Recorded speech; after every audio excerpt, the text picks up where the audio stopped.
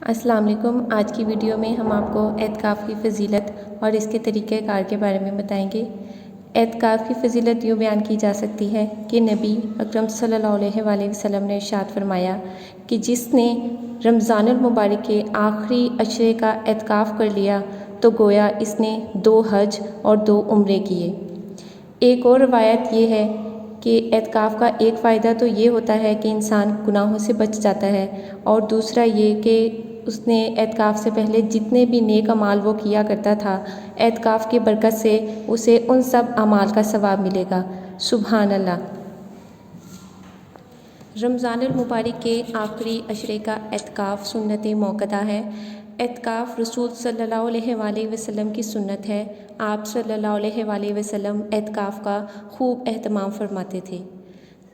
اعتکاف میں بیٹھنے سے پہلے آپ کو اعتکاف کی شرائط کا علم ہونا ضروری ہے۔ اعتکاف میں بیٹھنے کے لیے مسلمان ہونا، اعتکاف کی نیت ہونا، اگر رمضان المبارک میں اعتکاف میں بیٹھنا چاہتے ہیں تو روزہ ہونا اور پاک صاف ہونا ضروری ہے۔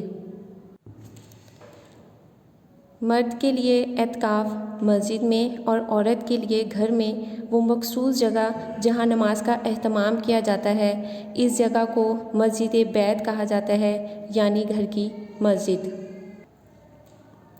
اعتکاف کے دوران غیر ضروری باتیں کرنے سے پرہیز کریں۔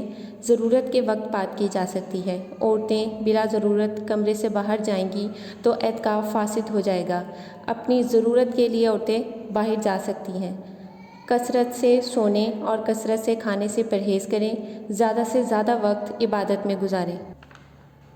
شریعت کی روح سے اعتکاف 20ویں روزے کی شام یعنی نماز عصر کے بعد شروع ہو جاتا ہے اور عید کا چاند نظر آتے ہی ختم ہو جاتا ہے۔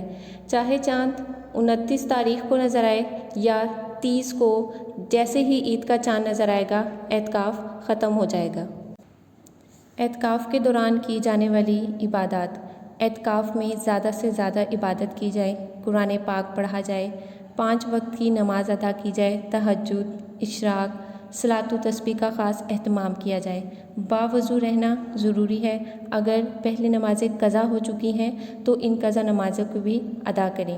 اعتکاف کے دوران ویسے تو ہر رات ہی اہم ہے، لیکن طاق راتیں زیادہ اہم ہیں۔ لیلۃ القدر کو تلاش کریں۔ حضرت محمد صلی اللہ علیہ وآلہ وسلم نے ارشاد فرمایا کہ شب قدر کو طاق راتوں میں تلاش کرو۔